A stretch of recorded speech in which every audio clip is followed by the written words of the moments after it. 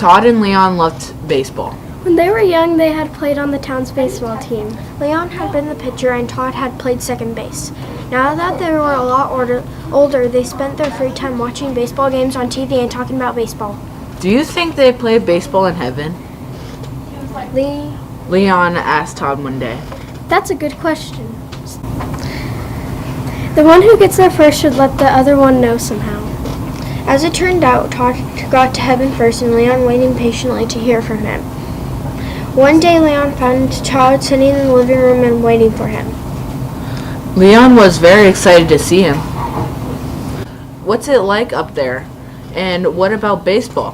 When it comes to baseball, I have some good news and some bad news. The good news is that we do play baseball in heaven.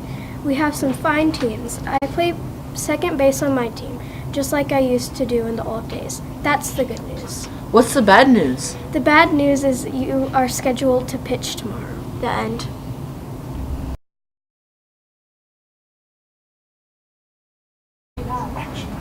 She snapped awake out of a deep sleep, screaming loud in terror. In her nightmare, a large white wolf had been chasing her around and around the house, gaining on her every step until it finally pounced on her and ripping out her throat. She lay shaking for hours, unable to sleep after a dream. But morning finally arrived, and the day was completely normal. Cherry forgot all about her dream until the moment her parents reminded her that they'd be going out that night to celebrate their anniversary.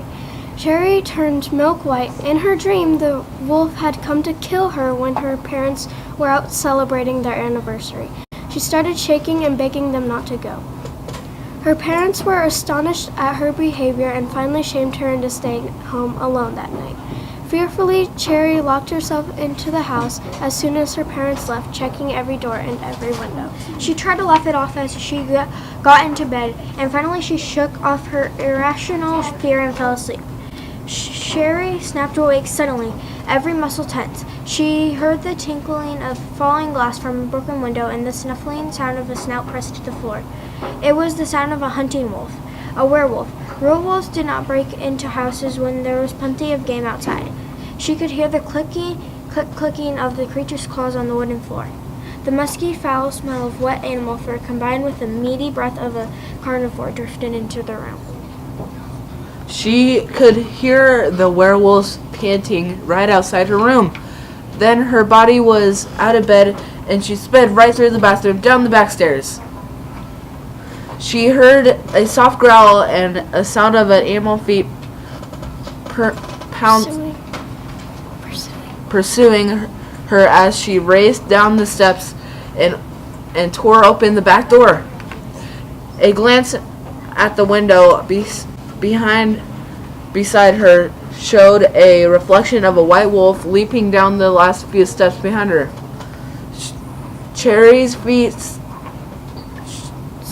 screamed in protest as she ran painfully across the sharp gravel driveway towards the tool shed with shovels and baseball bats, anything she could use as a weapon.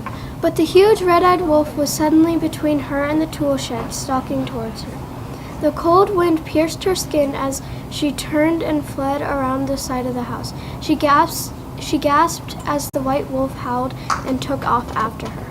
She could hear the terrifying sound of the creature's pounding feet. Faster, faster, she commanded her legs, panting desperately against the fear choking her. She would run around the house and back down the driveway, she thought with the clarity of sheer horror. She felt the wolf snap at her back leg and felt the sting of teeth. She put on speed. The wolf veered away from her suddenly, and she felt a rush of hope. She couldn't hear the wolf now, couldn't see it in the cloud-darkened night. She kept running around the house, heading back toward the tool shed.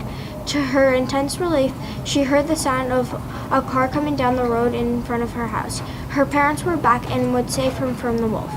Then her heart stopped in panic as she turned the last corner and saw a shape of the white wolf as it stood balanced on the porch railing right in front of her.